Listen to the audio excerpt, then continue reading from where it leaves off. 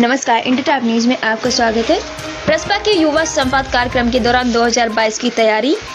उत्तर प्रदेश बलिया जिले में सैतवार बलिया स्थानीय नगर पंचायत के बद्री सिंह चौराहे के समीप स्थित ग्रेपिट मैरिज हॉल में प्रसपा लोहिया के प्रदेश महासचिव नीरज सिंह गुड्डू के नेतृत्व में युवा संवाद कार्यक्रम संपन्न हुआ। कार्यक्रम का शुभारंभ प्रसपा लोहिया के प्रवक्ता देवेंद्र सिंह ने दीप प्रज्वलन के साथ किया। इससे पूर्व मुख्य अतिथि द्वारा बद्री सिंह चौराहे पर स्थित पूर्व चेयरमैन स्वर्गीय बद्रीनाथ सिंह के अदम कद प्रतिमा पर मूल्यार्पण कर श्रद्धा सुमन अर्पित किया गया। कार्यक्रम को संबोधित करते हुए मुख्य अतिथि श्री सिंह ने कहा कि बागी बलिया के पावन पवित्र धरती अपने बागपन के साथ साथ छोटी काशी के रूप में भी जानी जाती है। उन्होंने युवाओं को संबोधित करते हुए कहा है कि बेरोजगारों को रोजगार देने तथा भ्रष्टाचार मुक्त करने के नाम पर भाजपा सरकार बनी, लेकिन सरकार बनने के साथ साथ बेरोजगारी तथा भ्रष्टाचार रूपी पौधा वट वृक्ष बन गया। 2017 में प्रदेश में नौजवानों के दम पर भाजपा ने सरकार बनाया, लेकिन प्रदेश की निकम्मी सरकार को युवा ही 2022 में उखाड़ फेंकने का संकल्प ले चुके हैं। उन्होंने गठबंधन के बावजूद कहा कि हमारी पार्टी उसी पार्टी के साथ गठबंधन करेगी जहां समुचित सम्मान मिलेगा। बाजटी विधानसभा की सीट की बावत होने पर कहा कि चाहे किसी से भी गठबंधन हो, बाजटी विधानसभा की सीट प्रसपा लोहिया के खाते यानी कि नीरज सिंह गुड्डू के लिए रिजर्व रहेगी। मैं प्रगतिशील समाजवादी पार्टी लोहिया का महासचिव हूँ, गोरखपुर मंडल और बनारस मंडल का प्रभारी हूँ। जी, आज बलिया का में आपका आगमन हुआ है। आज बलिया में के बासडी विधानसभा क्षेत्र में नीरज सिंह गुड्डू जी के द्वारा युवा संवाद का कार्यक्रम था, जिसमें उनके निवेदन पे मैं यहाँ आया था और युवाओं को 2022 में कैसे उत्तर प्रदेश में प्रगतिशील समाजवादी पार्टी की सरकार बनानी है। जी, तो क्या ये अखिलेश जी के साथ गठबंधन के साथ बनेगा, अकेला चुनाव लड़के आपकी पार्टी? अब गठबंधन के लिए हमारी पार्टी ने राष्ट्रीय अध्यक्ष जी को पूरी जिम्मेदारी दी है। राष्ट्रीय अध्यक्ष जी जिससे भी गठबंधन करेंगे हम लोग उनके साथ खड़े। जी, तो हम जानना चाहते हैं 2022 में गठबंधन भी होती है सपा से, तो कितनी सीट मारेंगे आप लोग? हमारी पार्टी की राष्ट्रीय कार्यकारिणी, प्रदेश कार्यकारिणी और तमाम लोगों ने सारा फैसला लेने का अधिकार राष्ट्रीय अध्यक्ष जी के ऊपर छोड़ दिया है। उनका जो भी फैसला होगा हम कार्यकर्ता उनका सम्मान करेंगे। जी, भाजपा की कार्यशैली किस रूप में देखते हैं? जी, भाजपा के कार्यशैली किस रूप में देखते हैं? भाजपा का कहना है इस बार शिवपाल जी हो चाहे अखिलेश जी, सबका सफाया हो जाएगा इस बार। देखिए, सफाया तो उनका होना है। पूरे देश की जनता, उत्तर प्रदेश की जनता मन बना ली है। आप देखें ना, इतने नौजवान कैसे आए थे, ये प्रगतिशील समाज पार्टी के लिए आए थे ना। आपको भीड़ देख के पता चल जाना चाहिए कि 2022 में बीजेपी का पूर्ण रूप से सफाया होना है।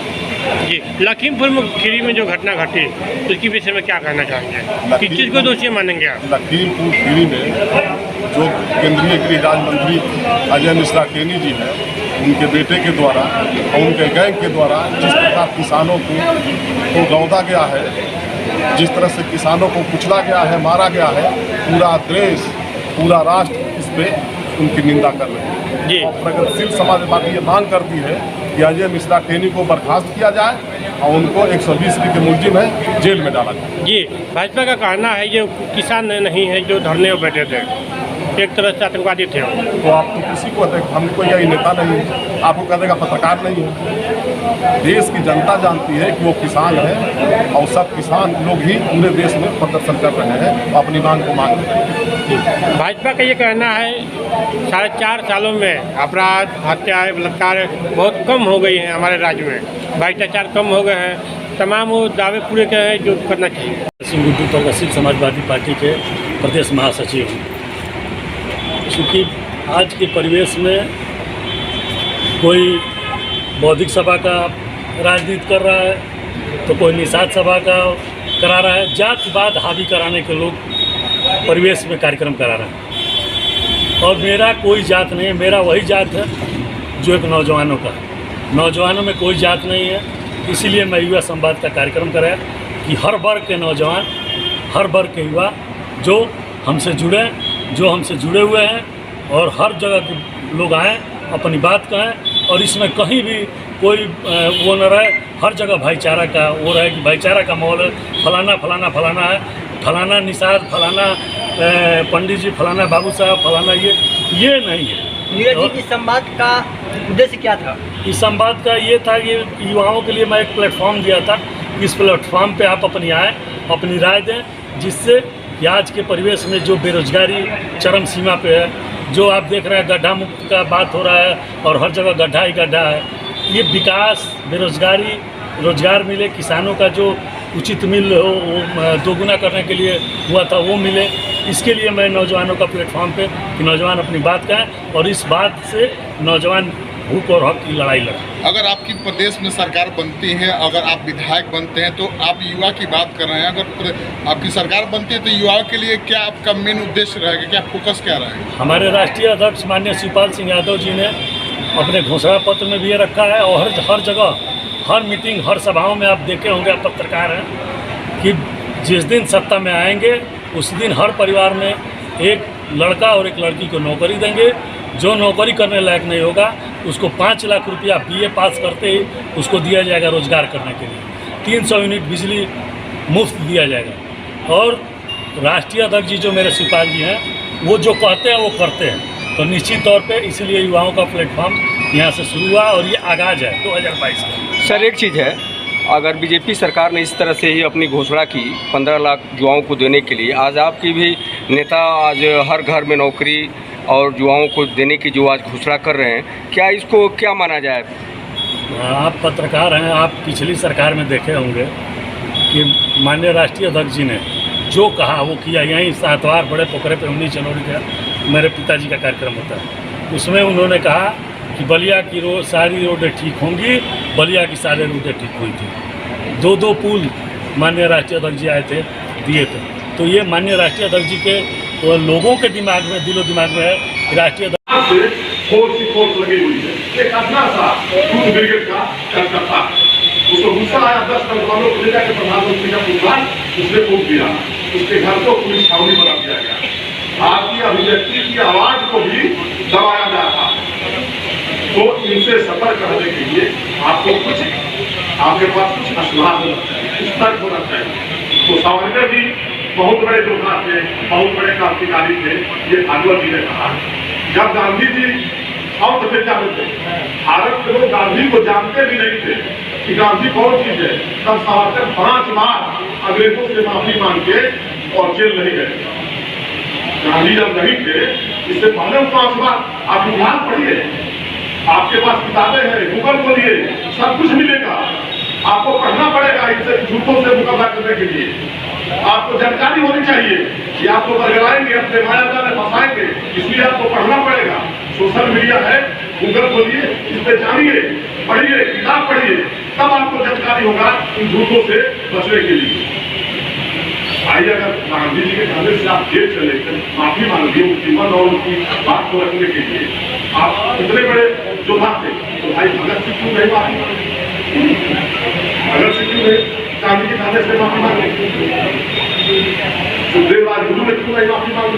उनसे भी तो गांधी जी कहते थे माफी मांगो, वो तो नहीं मांगे, आप क्यों मांग लिए? देश की लड़ाई में, देश की आजादी में इनका कोई योगदान नहीं रहा। क्रांतिकारियों की धरती है। सबसे पहले मैं धरती को प्रणाम करता हूँ। ये वीरों की धरती है, ऋषियों की धरती है। और बलिया के नौजवान जब आंदोलन करते हैं तो पूरे देश की आवाज आती है। ये तो इसके धरती के लिए फेमस है। बाकी नीरज से बुजुर्ग इतनी बड़ी संख्या मैं तो मान के चल रहा हूँ कि आप लोगों का आज से ही लग जाए तो उत्तर प्रदेश के सदन में नीरज से बुजुर्ग वाला चाहिए। अभी हमारे पटना में बहुत गहराई की बात है। ये शिवपाल जी के साथ क्यों, इसके पीछे भी हो जाए। वाकई में शिवपाल जी के नजदीक नहीं थे। हम तो शिवपाल जी के नजदीक 25 सालों से मैं मुलायम सिंह के भी नजदीक रहा, देव जी के भी नजदीक रहा, लेकिन सबसे ज्यादा नजदीक किसी के साथ रहा तो शिवपाल जी के साथ रहा। लेकिन नीरज सिंह बुद्धू शिवपाल जी के नजदीक नहीं, ये सब उन्होंने बोला। लेकिन जब 2017 में क्रिकेट बंटवारा होने लगा तो इनकी काम, इनकी ईमानदारी, इनकी मेहनत को देख के मुलायम सिंह शिवपाल जी ने इनको टिकट। उसके बाद की बात आप लोग जान ही रहे हैं, बहुत लड़ाई हुई, और इनका टिकट कट गया। तो शिवपाल जी के लोगों को मोबाइल से लोगों का टिकट कट गया, इसके बाद ही अलग दल बनाने के लिए हमारे शिवपाल जी संकल्पित हुए कि हमारे लोग अगर हमारे लोगों को प्रभावित किया जाएगा, इनको अपमानित किया जाएगा, इनके साथ न्याय नहीं होगा। क्योंकि विधानसभा राष्ट्रीय विधानसभा से अगर कोई सचमुच प्रत्याशी था, सचमुच कोई नेता था जो नीरज सिंह गुड्डू था, इसके हक को सटाया गया, इसको दबाया गया, तो अलग दल का निर्माण हुआ, लड़ाई यहाँ हुई। इसलिए गुड्डू सिंह आज शिवपाल जी के साथ, ये भी एक कारण है। अभी हमारे वक्ता ने इस बात को बताया, तो ये सच है। हम लोग घर में भी बैठ के उनके कैबिनेट के पीछे भी दूर जाते हैं, बैठ के बात करते हैं, उनकी चर्चा हम करते रहते हैं, इनके कामों की तारीफ हम करते रहते हैं। हमने हमेशा कहा है कि आपको एक चुनाव लड़ना है, गठबंधन किसी से होगा, गठबंधन तो होगा, मैं यहाँ नहीं बताऊंगा, हमारे पत्रकार साथी बैठे हैं, गठबंधन होगा, किसी से भी गठबंधन होगा, लेकिन राष्ट्रीय विधानसभा से नीरज सिंह गुड्डू को चुनाव लड़ना, मैं चुनाव में रहूंगा, इनके प्रचार में भी रहूंगा। क्योंकि मैं इनका आदेश हुआ कि भैया कार्यक्रम है युद्ध का, आपको चलना है, तो मैं इनके आदेश को स्वीकार किया, मैं इनके आदेश को काट नहीं। मेरी तबीयत भी खराब थी, मैं वहाँ गया था मथुरा, रास्ते हम लोग घूम रहे थे, मेरी तबीयत अच्छी नहीं थी, मैं गाड़ी में बैठा था, मेरी तबीयत बहुत ही खराब थी, लेकिन मैंने कहा कि मैं आपके यहाँ चलूंगा देखो, क्योंकि मेरी भी लगती है, मैं बलिया से ही पैदा हुआ, मेरी भी लगती है, इसलिए मैं चलूँगा। मैं बहुत समय नहीं दूंगा, लेकिन इतना जरूर कहूँगा कि जिन्होंने को सूत्र दिया है, इस सूत्र में आज से काम कर लेंगे तो फिर इनको हराने वाला है। दूसरी चीज आप देखिए कितनी बेरोजगारी बढ़ गई, कितनी महंगाई बढ़ गई, 2014 हुआ। सब्सक्राइब करें इंडिया टॉप न्यूज चैनल और बेल आइकन दबाना ना भूलें। इंडिया टॉप न्यूज अपने क्षेत्र की खबरें सबसे पहले पाएं।